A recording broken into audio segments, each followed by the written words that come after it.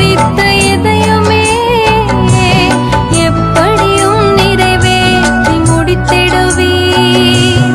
உமக்கே ஆராதனை என் உயிருள்ள நாளெல்லாம். அனைத்தையும் செய்து முடிக்கும் ஆற்றல் உள்ளவரே, நீர் நினைத்தது ஒரு நாளும் தடைபடாத